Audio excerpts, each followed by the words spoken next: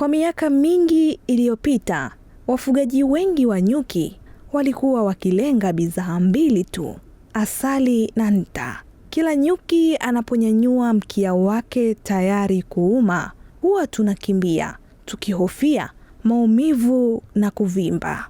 Lakini unafahamu kuwa tone moja la sumu ile unayoikimbia lina thamani kubwa kuliko hata asali lita nzima kwenye soko la kimataifa? Ndiyo, umenisikia vyema. Sumu ya nyuki kwa sasa inatajwa kuwa miongoni mwa majimaji yenye thamani kubwa zaidi duniani, na ni fursa mpya kwa wajasiriamali na wafugaji wa nyuki hapa nchini.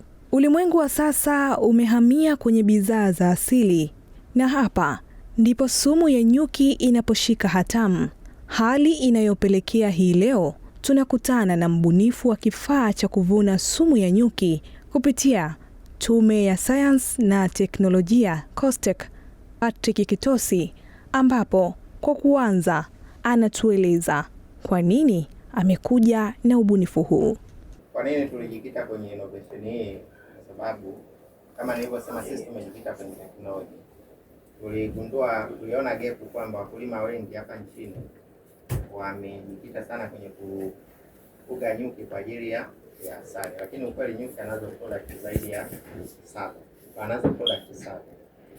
Nyuki anatoa asali, nyuki anatoa maziwa, nyuki ana maziwa, nyuki anatoa sumu ya nyuki ambayo ndio vitu vilikuwa tukizungumzia. Nyuki anatoa pollen, nyuki anatoa gundi, nyuki anatoa nta, na nyuki anatoa pia nisaoni, lakini viko vitu 6 au 7. Sasa hivyo vyote kitu chepesi zaidi kukivuna ni asali, kwa sababu asali wewe ukishaweka mzinga wako nyuki wakiingia, then unasubiri kuja kutoa masega yako. Sasa kati ya hivyo vitu 7 ni kimoja tu ambacho ndio utakivuna kwa urahisi zaidi, na ndio maana wakulima wengi wanafanyaje? Wanakimbilia. Kila mkulima anayefuga nyuki anataka asali. Hivi vingine 6 vyote au 5 vilivyobakia ndio vinahitaji teknolojia.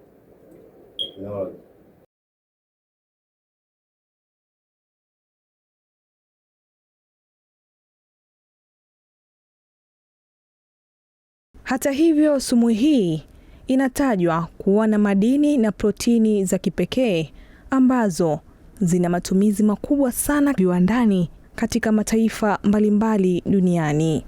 Kwenye hizi nchi ambazo zinatengeneza sana madawa, India, Algeria, China, biashara ya sumu ya nyuki sana inashamiri. Uzuri wa fursa hii ni kwamba hauhitaji kuua nyuki ili kupata sumu yake. Teknolojia ya sasa inatumia mashine maalumu za kielektroniki zenye nyaya ndogo, kama ambavyo mbunifu wa kifaa hiki anaeleza. Inakuwa na sehemu 3. Inakuwa na controller, inakuwa na panel, na inakuwa na sola ya kuchajia. Hii controller ndio inazalisha hicho kiwango chochote cha umeme, inakileta kwenye panel ambayo ukiweka kwenye mzinga ndio inapiga nyuki shot. Alafu sola ni kwa ajili ya kuchajia kama chaji imeisha kwenye mashine. Unaweza kuchaji mashine ikaendelea kufanya kazi. Na lengo la kuweka, ndio maana kuna hizi clip, ikiganda then unakuja unaipangua, unatoa hichi kioo cha chini. Kwa ushakuwa umeweka, kama iko imeganda then unatoa hichi kioo, unakwenda kupangua, ndio kinakuwa na sumu yenyewe. Hii ni panel tu ambayo inaleta shot. Utaiona tu kwa sababu kioo utakuwa umekisafisha vizuri, utaona tu ile unga unapangua. Kwa sasa sumu ya nyuki ni malighafi inayohitajika zaidi sokoni, hasa ukizingatia mazingira na mbinu za upatikanaji wake. Kawaida kwanza ni gharama, lakini pia haina bei moja. Haina bei moja kwa sababu gani? Yani bei ya sumu huwa inakwenda kama vile watu wanapofanya madini. Unajua unachangewa, unapata ile purity. Sasa ukifika level fulani ndio ile gharama inakuwa inafanyaje? Inapanda au inapungua.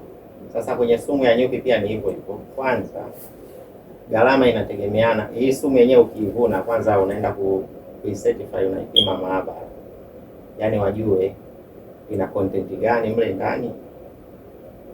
Sasa content za hii sumu ya nyuki huwa zinatofautiana kutegemeana na mazingira nini ya nyuki ulipovuna.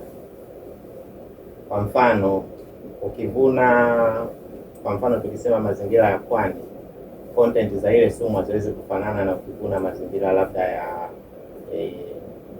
mikoa mingine, kwa sababu miti inatofautiana. Kinachokuwepo kwenye ile sumu ya nyuki ni matokeo ya kitu alichokula. Sasa wakati anaitengeneza ile sumu alikuwa anakula miti gani?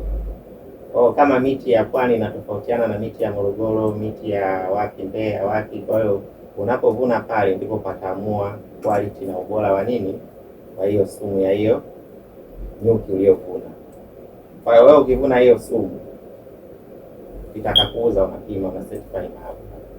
Ukicertify maabara atakwambia hii ina content zinafanana, lakini ile percentage sasa, kwamba kama unasema kuna kitu A ni percentage ngapi, kitu B ni percentage ngapi. Sasa kila mnunuzi wa hiyo sumu ananunua kutegemeana anapenda kutengeneza dawa gani na dawa gani inahitaji content gani zaidi. Kwa hiyo value inategemeana sasa na yule mtu anayefanyaje, anayoitaka. Kwa hiyo unaweza ukavuna gramu moja ukauza 40,000, mwingine akavuna gramu moja akauza 100,000, mwingine gramu moja hiyo akauza 200,000. Kwa sababu gani?